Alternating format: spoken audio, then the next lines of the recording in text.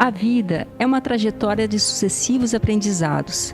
É a oportunidade de expressar nossa essência, mostrar nossos talentos, entender nossas dificuldades e crescer a cada dia. Mas a vida é única?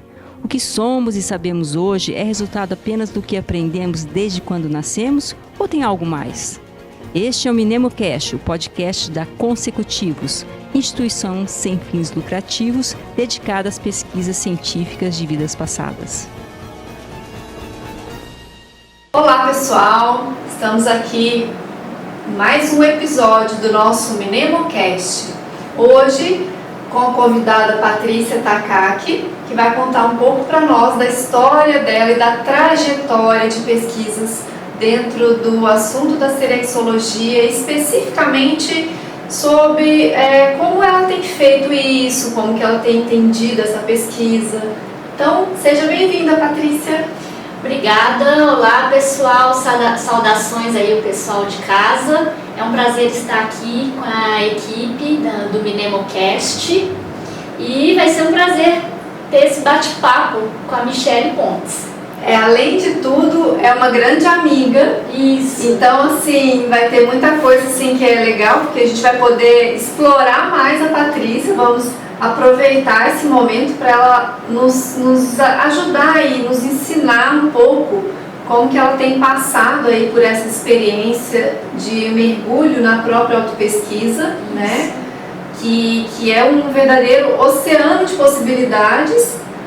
E assim, Patrícia, vamos começar apresentando você para as pessoas. Fala um pouquinho de você, quem é você, de onde você profissão. Conta aí um pouquinho para o pessoal te conhecer. Então, eu sou arquiteta e urbanista de formação. Eu estudei na Universidade de Brasília e cresci na Universidade da cidade de Brasília. E tenho grande paixão pelo urbanismo, pela arquitetura, por cidades, capitais federais, né? Cidades que têm essa relação de poder, e isso sempre foi muito marcante na minha vida. E eu cresci numa família que já foi espírita, já passou pela Seitinoye, e isso foi me dando uma certa abertura, né, em termos de buscar autoconhecimento, mas em um dado momento aquilo ali não ressoava e aí eu queria mais, eu sempre tive muita conexão com esse tema, né, da Consecutivos, que é o estudo de vidas passadas, né, a gente estuda as retrocognições, a série X, e desde meus tempos na UNB, na hora de ir para a biblioteca estudar para uma prova, eu dava uma passadinha numas estantes com livros que me ensinavam a ler fisionomia, falavam sobre a leitura da mão. Então, assim, eu sempre tive essa abertura para esses estudos e conceitos, né, relacionados a uma investigação de quem você é. E eu estava lembrando até, eu conheci um rapaz que ele conversava com a gente quando eu era ainda estudante, e ele começava a te descrever no passado, assim, 5 anos antes, como que era seu cabelo, e aquilo me marcou, né, já tem... Eu não vou denunciar a minha idade, mas tem algumas décadas, né? E isso ficou assim, marcado. Então, essa abordagem de vidas passadas, aquele filme em algum lugar no passado, legal. Né? Sempre tiveram um espaço muito importante na minha forma de pensar. E aí, quando aparece a Consecutivos, né? Eu já estava na Conscienciologia há bastante tempo. E quando apareceu a Consecutivos, ela foi fundada no final de 2014, eu achei ótimo, né? Porque aí eu me encontrei. Então fui me aproximando até me tornar voluntária, né? E aqui estamos hoje, né? Muito interessante. Então, quer dizer, você começou tecnicamente ou mais especificamente a estudar serexologia desde 2014 para cá, desde 2015? Sim, o estudo da serexologia mais sistematizado foi a partir do contato com a Consecutivos. Tá, então vamos dizer assim, tem 6 anos que você está mergulhada nesse Holopensene, né, nessas ideias de estudo de vidas passadas, de aprofundar mais na própria identidade pessoal, né? Porque acaba que a gente, quando começa a estudar o passado, a gente se conhece melhor. Não sei se você concorda com isso. Com certeza. O que você acha? Eu acho que é um grande motivador para a gente se entender, para a gente se trabalhar mais, compreender aspectos que têm origem no passado. Então, muitas vezes a gente vai buscando e vai se libertando de algumas posturas, de alguns traços, quando a gente começa a entender como que isso vem ressoando de alguma existência passada. E aquilo ali, quando você compreende, você tem uma motivação maior ou uma segurança maior para fazer a mudança, né? Sim. Eu acho que isso é o mais interessante. Não é a pessoa estudar a serexologia ou as vidas passadas para buscar a vaidade, né, de se encontrar numa personalidade histórica famosa, mas tirar um proveito real para a vida da pessoa, que é se auto-aperfeiçoar, né? E assim, Patrícia, se você parar hoje, fizer uma lembrança aí de 6 anos atrás, o que você acha assim, que mais acrescentou na sua vida após esses estudos que você vem desenvolvendo? A gente vai daqui a pouco entrar um pouco mais nesses detalhes, mas assim, olhando os 6 últimos anos, como você lembra de você e como você se vê hoje? O que eu acho de mais proveitoso foi um ganho muito alto de confiança. Autoconfiança. Né? Então, ganho de autoestima, ganho de autoconfiança, e uma segurança em entender os processos em que você está dentro, emocionais especialmente, que antes para mim eram processos que eu não sabia trabalhar. E aí você começa, é muito engraçado, você começa despretensiosamente uma pesquisa, e o meu viés geralmente é o viés mais histórico. Ah, interessante. Então, assim, eu começo despretensiosamente a estudar um grupo que eu já acho que eu tenho conexão, mas... Qual foi o primeiro que você começou? O primeiro que eu comecei... Como foi isso? Na verdade... Eu sempre tive a impressão de ter estado na Revolução Francesa. Então, isso para mim é uma certeza íntima. E aí eu tenho uma particularidade que é uma dificuldade para mim, que eu não tenho fenômenos parapsíquicos expressivos como retrocognições, mas eu tenho um parapsiquismo impressivo com muitas intuições e muitos insights. Então, é como se eu captasse as ideias e aí eu reconheço elas ressoando na minha personalidade, e você aprendeu a dar valor e informação disso. É como se aquele campo fosse se formando e você conseguisse ler as informações do campo que se forma. E aí eu comecei com uma pesquisa sobre a Revolução Francesa.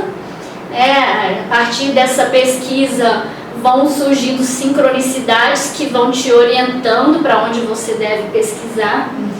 E aí eu fui me aproximando da realidade da França, da cultura francesa, e fui me apaixonando. E é algo muito, muito rico você fazer todo esse tipo de evocação, especialmente quando você tem um passado com aquele grupo, porque você começa a estudar e vão aparecendo peças que você vai implementando, incrementando e aprofundando.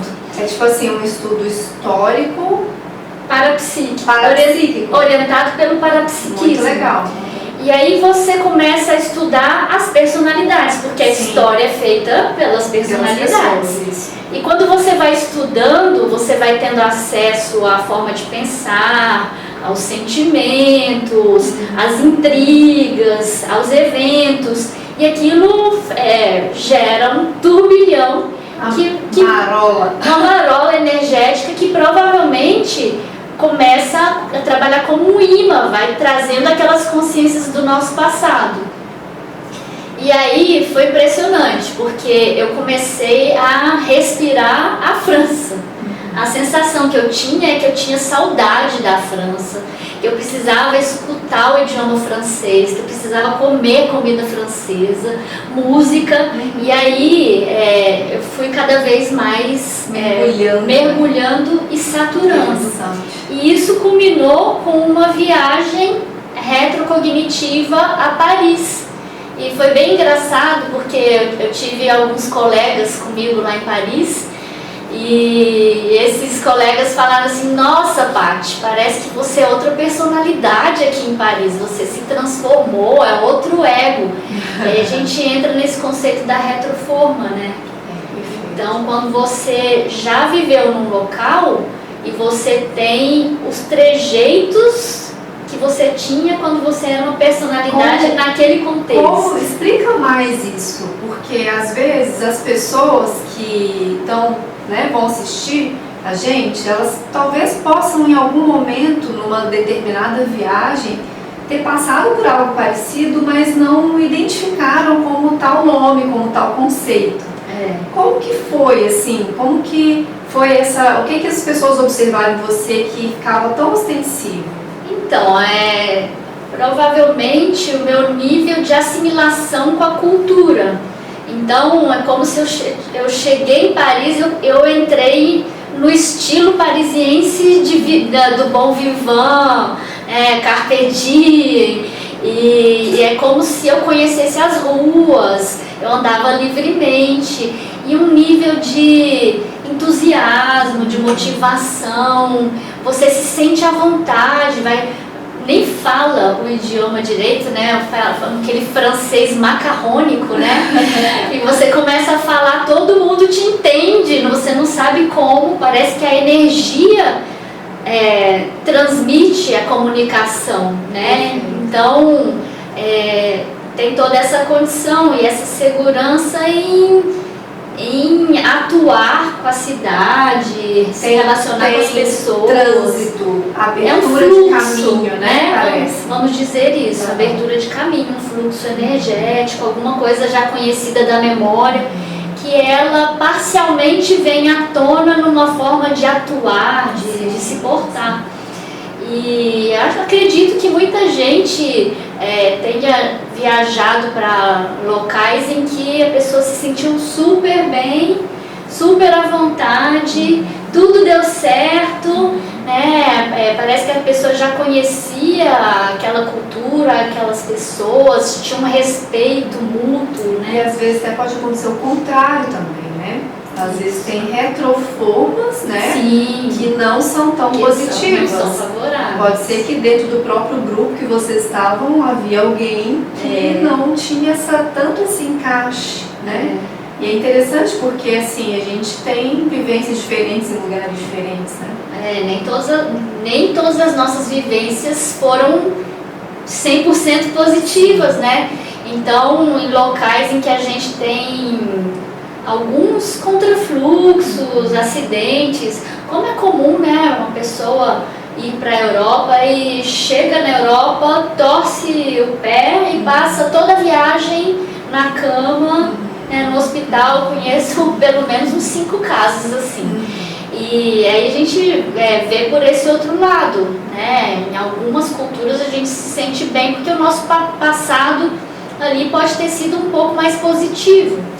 E em outras a gente pode ter algum débito, né? E aquele contexto, aquelas consciências trouxeram à tona algum tipo de acidente, né? De um acidente de viagem, alguma coisa assim. Então, e aí, Patrícia, como é que você...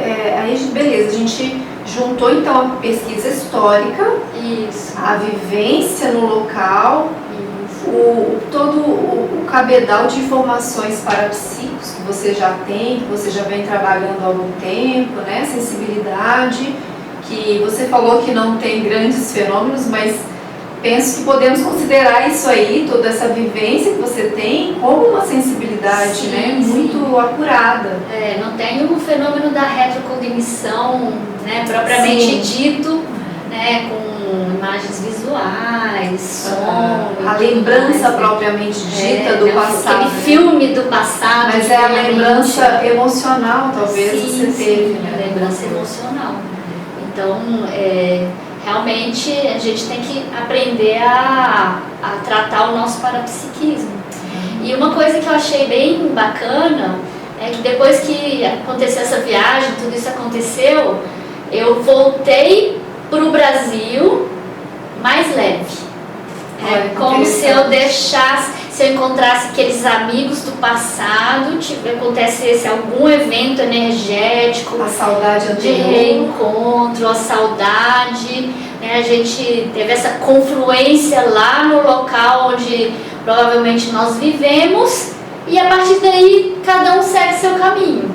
Então, essa pesquisa histórica, nesse caso, ela é libertadora e é um grande motivador, porque aí você volta como se você voltasse mais transparente, mais limpo, e você começa a ver melhor, depois que saíram essas cascas, né, assim, essas capas francesas, você vê melhor quem é a sua real identidade. Né? Claro que ainda tem muitas capas para sair, né? Mas, e aí, é uma pauta, você segue aquela pauta, ela se dissipa, né, a energia, e aparece uma nova pauta. E aí vão aparecer os novos grupos. E a partir desse evento, o grupo que despontou para mim foi também um grupo francês, que foi o grupo dos cátaros. Interessante. E aí eu fui pesquisar os cátaros no sul da França.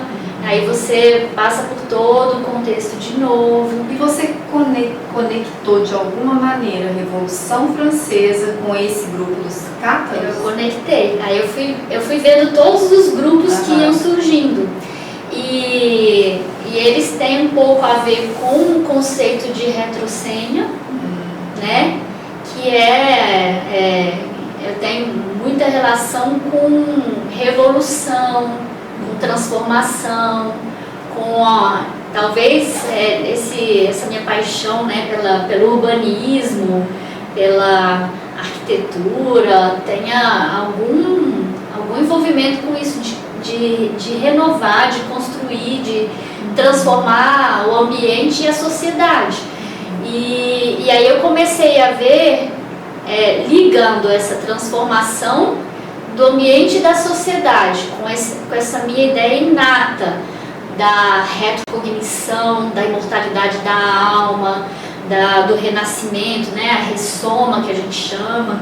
Ligando essas duas informações, eu cheguei nas revoluções que tem a ver com uma transformação de uma causa, de um ideal, de uma crença. Então eu vejo que está muito ligado, né? E aí o meu grupo, os grupos que eu costumo estudar, eles têm a ver então com a quebra de paradigma. E muitas vezes é o paradigma religioso, e aí a gente vai aprendendo, né? Porque você vai vendo que você não quer, do seu temperamento, da sua personalidade, vai ver do seu lado belicista, né, criador de confusão, mas ao mesmo tempo você vê o seu lado de transformação, de energia, de mobilização de massas, que é a minha retrocênia. Então, Patrícia, você acabou de comentar sobre a questão da retrocênia, né? Retrocênia a gente sabe que é um processo de um tema, uma ideia, uma linha de atuação da pessoa, né? Que muito atrás tem algum aspecto mais imaturo, mais nosográfico, mais complicado, E a gente sabe que aquilo no futuro começa a melhorar, começa a limpar em função do processo do ciclo nosso de amadurecimento, né, e das múltiplas vidas. Dá uma noção assim de onde vim, para onde vou, para a gente ter didaticamente essa ideia de uma pessoa que tem essa retrocenha de mobilização de massas, né, de envolvimento com revoluções. Então, se a gente olhar a minha própria profissão, eu sou arquiteta. E eu provavelmente sou arquiteta há muitas vidas, assim, já passei muitas, não que sejam todas seguidas, mas possivelmente eu fui arquiteta muitas vidas.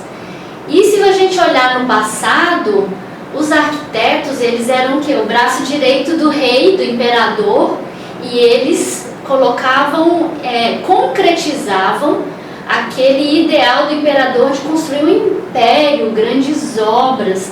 Então, possivelmente, eu atuei com grandes massas de pessoas trabalhando para construir grandes monumentos, né? E eu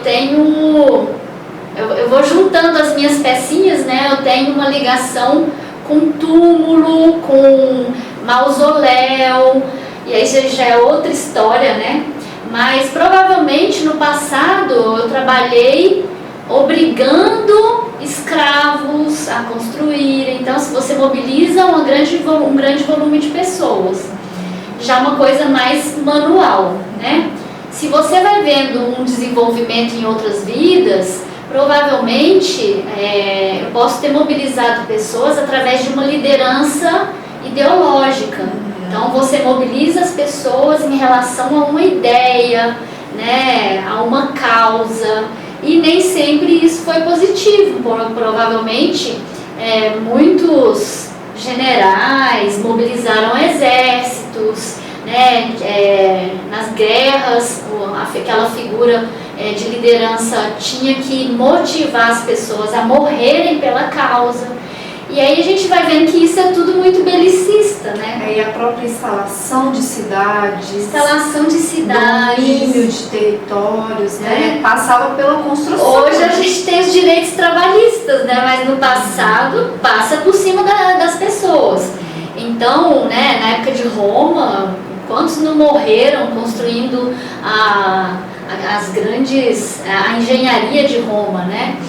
E a gente vai vendo, então, indo pelo esse lado das ideias, que uma pessoa que mobilizou pessoas e massas no passado de uma forma negativa, provavelmente deve atuar mobilizando pessoas através de ideias libertadoras, ideias evolutivas, mostrando uma nova forma de transformar a sociedade a partir de uma postura cosmoética. Então vai mais para esse lado. É isso que eu enxergo com a minha retrocenha. O que você enxerga que seria um processo mais além, né? A gente está falando aí de uma recomposição, né? De você também ajudar o assentamento de neo-ideias, de neoconstructos, né? Formas diferentes de pensar, mais libertadoras. Mas e além? Como você imagina aí o processo da desperticidade, da evoluciologia dentro desse contexto? Pensando assim, mais além mesmo, dentro do processo evolutivo. Por que não pensar no nível de TENEPS, né, de UFIEX, de lidar com a reurbanização extrafísica, né? Então, assim, a gente saindo dessa visão muito do intrafísico, né, e indo para uma visão mais de contato com as dimensões extrafísicas, a gente, pensando em mobilizar mais consciências, né, em outras dimensões, a gente pode pensar em atividades mais energéticas, né, como é o caso da TENEPS, que é a tarefa energética pessoal, que é uma técnica em que a pessoa se propõe todos os dias a fazer um movimento de doação de energias junto com uma equipe, né, de amparadores, e vai envolver pessoas e consciências nos mais diferentes locais, situações, dimensões. E isso, com o passar dos anos e com a consolidação e com o crescimento desse trabalho, vai tendo formando um campo de transformação, de reurbanização, que vai atraindo e envolvendo mais e mais consciências, até chegar num patamar que a gente chama de OFIEX, que é uma oficina extrafísica de energias. Como será para a arquitetura da UFIEX? Como será para a arquitetura da UFIEX? Como será para a arquitetura das comunidades extrafísicas avançadas, né? Então, por que não pensar? Porque a gente não descarta o nosso passado. E isso que é interessante, por isso é interessante a gente estudar a fundo o passado. A gente não descarta, a gente transforma a nossa atuação de um aspecto negativo para um aspecto positivo, evolutivo, né? Então, se você tem uma habilidade num setor, né, a Michele que tem uma habilidade na paragenética, na genética, paragenética, provavelmente vai trabalhar com isso. E eu provavelmente vou trabalhar com reurbanização, com construção, com alguma coisa assim, né? Envolvendo massas, né? Provavelmente vai ter. Tem que envolver, né? Grupos, né? Vão ter grupos diferentes, esses processos conciliatórios também que envolvem tudo isso, políticos ou parapolíticos, né? Que envolvem isso aí, é bem interessante. Agora, sim, o que você considera que assim, alguns aspectos que você mais qualificou em termos de maturidade dentro da sua pesquisa, dentro do processo do lado dos cátaros, fazendo um resumo dessa vivência que você tem tido nos últimos anos? Então, o que eu achei que foi válido nesse sentido foi ter que enfrentar algumas reflexões, questionamentos durante as pesquisas.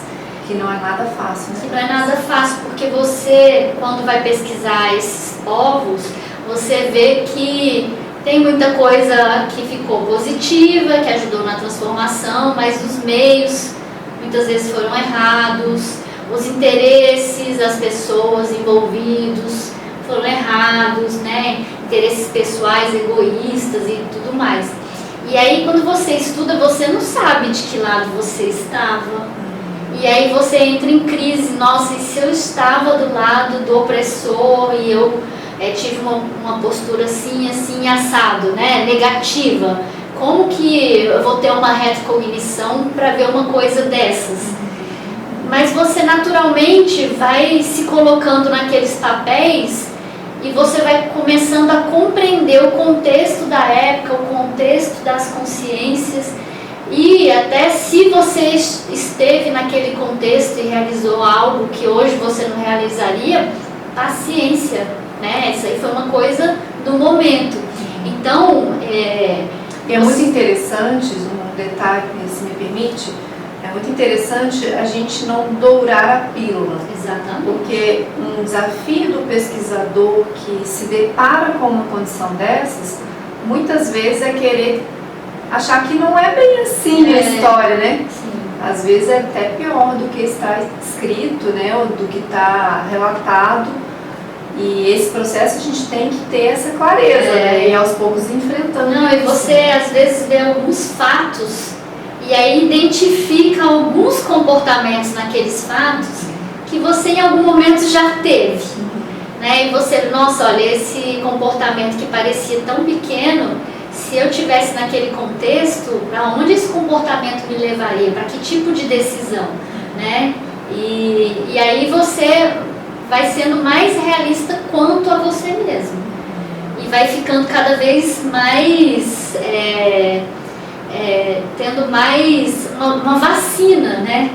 Para você poder ter a retrocognição e não entrar no buraco, porque imagina, se você tem uma imagem de você totalmente irrealista, de que você é a pessoa totalmente correta, de uma hora para outra você vê o que realmente você é, o que você foi, como que você vai lidar com isso, né? Sim. Então a gente tem até umas travas, uns mecanismos de esquecimento, de proteção para não ter que lidar com essa realidade dessa forma, né?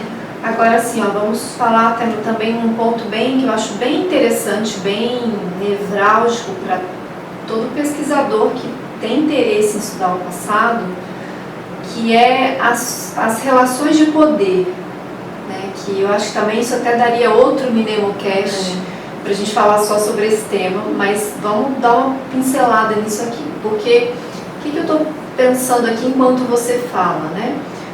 Determinadas características, como você comentou, em determinados contextos podem ser extremamente explosivas, né?